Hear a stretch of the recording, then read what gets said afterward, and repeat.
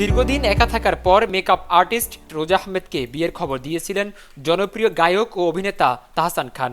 নতুন জীবন শুরু করার পর ভক্তরা প্রশংসায় ভাসিয়েছিলেন নবদম্পতিকে, কিন্তু বছর ঘুরতেই বিচ্ছেদের খবর এলো মিডিয়া পাড়ায়। জানা গেছে বিয়ের কয়েক মাসের মধ্যেই তাহসান ও রোজা আহমেদের সম্পর্কের টানাপোড়েন শুরু হয়। এমনকি গত কয়েক মাস ধরেই তারা আলাদা থাকছেন।